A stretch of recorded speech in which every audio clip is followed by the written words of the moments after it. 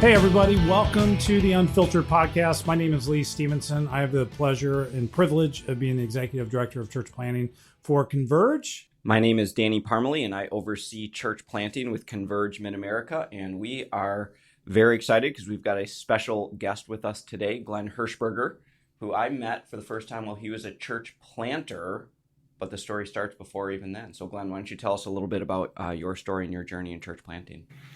Well, honored to be here, guys. Good to see you in sunny Orlando. So I'm excited. It started probably when I got called into ministry in 1997. And I was asked the next year to go to a church planting assessment. I didn't really know what that meant, but my wife and I went to that and kind of got the bug to church plant and really didn't think that we were church planters at the time. So moving forward, we had a community that kind of came to the surface as far as planting. And we drove into the community and we felt God's call, like this is where we're supposed to plant. Now, you were knowing a little bit of your story before being called into ministry vocationally. You were a police officer. That is correct. What was the situation? How did the scenario play out in your life, Glenn, where you decided, man, I'm a police officer working towards, honestly, a fairly good pension and loving your job, to feeling like God's calling you to give this up and go into pastoral ministry? Like, what were the circumstances around that change? Well, it really began in 1990. And I'm working at this police department and I'm surrounded by other men. And I am just feeling like I don't connect with anyone because of lifestyle things and just, working night shift. It's just really, it's a difficult occupation. And so then Promise Keeper comes on the scene, and there's just something that resonated with me. And then I'm attending this church. I'm asked to start a men's ministry. So a guy that I knew that I was in accountability with, we started a men's ministry, and it just took off. And so now I'm seeing some of my friends on the force coming to church, being, quite frankly, evangelized. And there was just kind of this turning point. Like, I didn't think I would ever retire as a police officer. Like, I knew God had something else. And really, for the first 15 years of our marriage, every year at some point we'd say, I wonder what God really wants us to do, because I knew it wasn't law enforcement long term. And so I think after that assessment, it's like I never looked back and go and said, what are we supposed to do? I knew this was it. I was made for this, and I was called to do this. So that's an interesting conversation. How did your wife process that along with you when you come home and go, hey, I think I want to go into pastoral ministry and be done with being a cop? I have an amazing wife because she was raised in a surgeon's household. So she saw her dad being called out, going to the ER, doing these surgeries. So she understood, hey, there's a sacrifice. I actually called her in 1997 when I sensed God calling me into ministry at Stand in the Gap. It was a Promise Keepers event. And I said, hey, I think we're supposed to go to Houston to be a youth pastor, because I was a police officer in junior high school. And she said, well, okay. And so she is just a wonderful, wonderful woman and a great support to the whole journey of 35 years. But you didn't go to Houston, though. No, God he had planted that seed, like, I am getting you ready to move. And we actually put our house up for sale before I knew God was calling us into church planting. Wow. So what was the thing that compelled your heart to become a church planter? Because church planting is hard. And, you're coming in and going, okay, I think maybe youth pastor, going to ministry, to, no, I think we're going to actually start a church, and that whole process. What were the unique things that God did in your life in that moment to say, no, this is what we're actually wanting to do? That's a great question. When you see the lostness of humanity after 12 o'clock a.m. and 2:30 bar time, and you see the depravity and the humanity of what we do to one another, and then I get placed in a junior high school, and I'm dealing with the byproduct of that. I'm dealing with these 7th, 8th, 9th graders, and I'm just saying they need Jesus. And so I saw these kids. I wasn't wasn't there to evangelize them, but they'd ask me spiritual questions, and I had permission. In fact, the principal gave his life to Christ. The vice principal gave her life to Christ. My wife is discipler in the school, and God is blessing that. And I knew that there was more. And I know that church planting is really one of the most effective ways to evangelize. It's a way to reach people that are far from Christ. Yeah. Now, did you start as a Bivo church planter, or did you go straight into full-time church planting? Yeah, I had decided that we had a formula of support raising, that I didn't have all our support. My wife was working in the school, and so I had decided that I was gonna drive back and forth from where we planted to where I worked as a police officer. Which, by the way, you can actually say those I can names. say This is unfiltered, so there you you can go. no secrets. So here. we planted in Lake Mills, Wisconsin, and I was working at Fond du Lac Police Department in junior high school. And my work said, yes, we can let you live out of county and out of really the area. And so that was 65 miles one way. So I'd have to get up at the crack of dawn and drive up there, work a shift, a day shift, and then come back and do launch team meetings and evangelism and Bible studies and all sorts of church planting pre-launch stuff. How long were you at that church then that you planted in Lake Mills? I was there 11 years. Okay. Yeah. And then you felt another move of the Lord in your lives. Explain a little bit of what took place at that point and where God took you. Yeah, I do want to mention this because I thought when I wasn't going to retire as a police officer, when I left Fond du Lac Police Department in 2000, I thought I was done in law enforcement. And I just remember going, I'm done.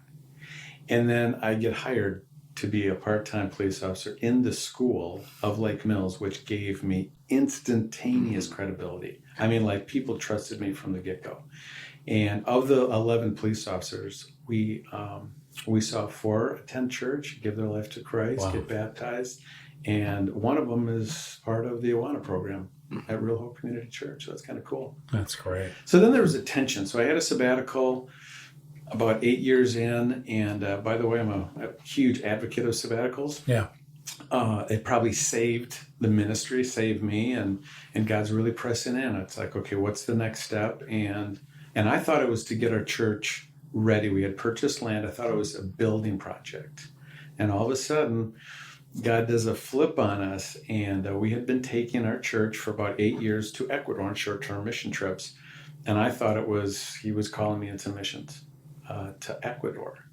And long story short, Tom Nebel at the time, we meet with him, and he says, "Hey, we're still doing this international thing. It's English, and well, we're going to Panama." I said, "Well, that's great. It's March 13th. It's snowing. It's sleeting. And quite frankly, I'm ready for Sign me up. I'm ready for some tropical warmth, And I get a call the next day, and one thing leads to another. We take a vision trip, and it's like, yep, God is calling us to plant an international English-speaking church in the heart of Panama City, Panama.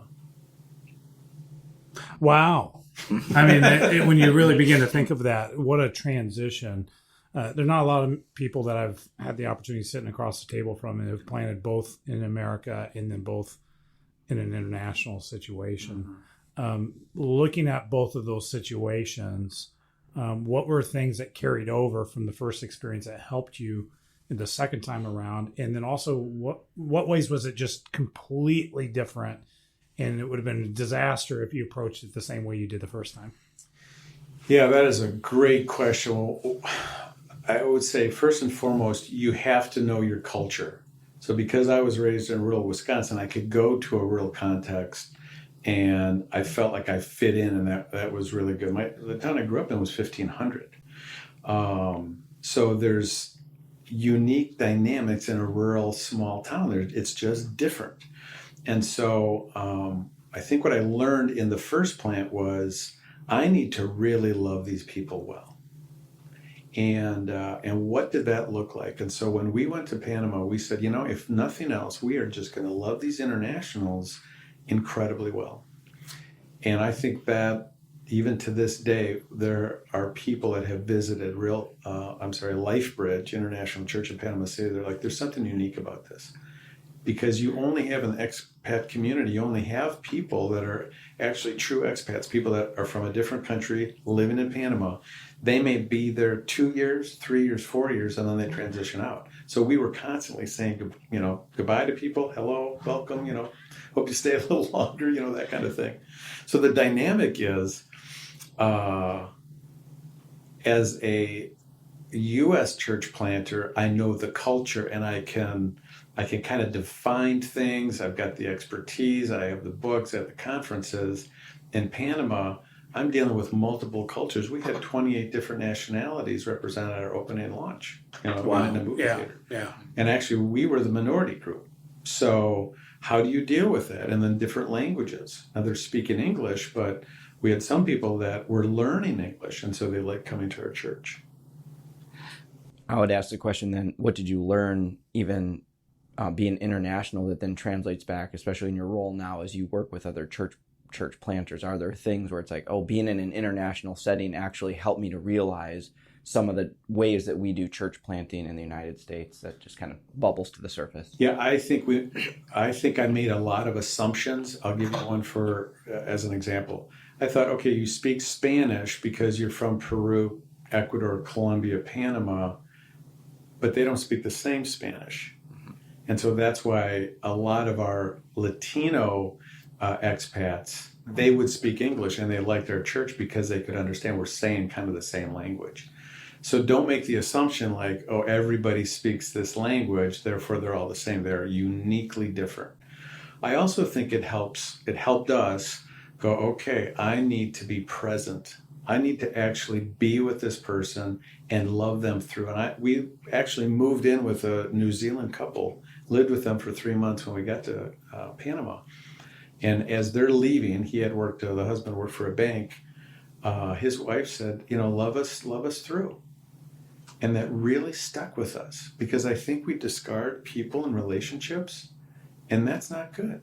And I don't think Jesus did that to any of his disciples and any of his followers, and he certainly never did that to me or you guys, So can I love people like Jesus loves people and love them through, because they're dealing with a lot of stress internationally. And then coming back to our culture, there's a lot of stress, today, whether it's urban or suburban, city, rural. I mean, there's a lot of stressors. Yeah, no, that's great. What is one of the funniest cross-cultural experiences you experienced while in Panama trying to do the church thing? Okay, so I have a lot, but one that just comes to the surface is we're doing this leadership training. We live in an apartment. We have to rent the community room, and we always have meals, and it's very social. But I have my laptop and my projector, and I'm trying to do some training, and these 2 little Panamanian boys are just running around it, and I don't speak fluent Spanish, so I can't correct them. So we have a lady that worked on the Panama Canal, worked actually for our U.S. government, and she was fluent in English and Spanish. And I said, Briseida, would you tell them to stop running around? And she just looked at me. And I'm like, I just kind of gave you an order and you ignored me? So the next week in our launch team meeting, I said, help me understand, what am I missing? Well, Pastor, in Panama, we never correct someone else's children. We never tell them to do anything. I said, yeah, but I told you to do it. Well, Pastor, we're just not going to do it. So that I am very grateful, because that is that cultural thing that I had no clue. Because I was raised, my parents actually told anyone, hey, listen, if my kid misbehaves, you have to the complete opposite. To correct him. To correct him. Takes a village, So that was a good experience too. Okay, as we kind of wrap up our time, Glenn, I'm going to ask you to speak into people's lives that may be on, listening to this podcast. One is for those that are in a career-based situation and they may be sensing God is doing something. What would you say to that person? Man, I tell you what, I think there's a whole lot of guys that are even mid-career guys, or maybe they're coming out of college. It's like, what is the next step? Well, I think church planting assessment or missionary assessment, I think that helps clarify your call, and it teaches you some things. I certainly think reading resources, taking vision trips also, for me and my story, helped plant that seed. I had to go on a vision trip. I had to see it, taste it, smell it, and go, okay, Lord, I'm ready and willing to do that. And then I think, are you going to make your life matter? Like, time is running out in my life when I think of, okay, do I have 30, 40 years left of living? I want to be totally sold out for Christ. I want to see more people come, meet, know, and follow Jesus. And there's so many people in our country and our culture that don't. And then the international scene, there's so many opportunities out there. So I would say if you're a risk taker and you're sensing God's call, then get some counsel. Talk to us. And I don't think we covered this, but talk to me about the transition or education or not education that you have, because I know a lot of guys that are mid-career. They're like, I'm not going to go back to school, or I can't do that because I don't have some sort of degree. So I'll speak to your experience and even just working with other guys that are mid-career. Yeah, I think, do you have the expertise in the business world that you could help with those principles and offering workshops internationally, but also to church planters and those that are ministering to people in business? I think that is a wide open field. I think if you have advanced degrees, that gives you instantaneously credibility in the expat world, because these are the movers and shakers of the world. I mean, they're in industry, they're in politics. I meant theological education. So guys going, oh, you know what? I'm a cop. I've been a cop. I can't be a pastor. Yeah. There's no way. Theologically trained. I'm not theologically trained. Therefore, just forget it. That's just a dumb idea. Yeah, I was going. I was finishing my seminary as I was in Panama, and so I think if you have this, hey, I'm going to accomplish this. I am a firm believer you need theological training, but there's so many programs out there that, quite frankly, it's practical experience where you can actually still work, take some classes, work in a local church, and gain that experience. But you started your church planning process far before you completed theological. Yeah, absolutely. Yeah. I did. And you had people speaking in your life and coaching and mentoring you through some of that too, right? Absolutely. When I got the call, I was leading a chaplaincy in Fond du Lac at the police department, and I had 32 clergy from all different flavors. And so I started asking them, hey, what's my next step? And so most of them said, well, you need seminary. And so I'm like, okay. So then that fall I enrolled, and I was starting taking part-time classes because I was working full-time. Great. Guys, it's been Unfiltered. It's been a pleasure, Glenn. I appreciate you taking time sharing parts of your story, and both on the home front, but also on the international front. And just, I want to put a word of wisdom out there to those that are listening. It's like, if you're sensing God's calling you to do something, be obedient. Walk by faith, not by fear. And God may write a really unique story as a result. This has been the Unfiltered podcast, so keep it real.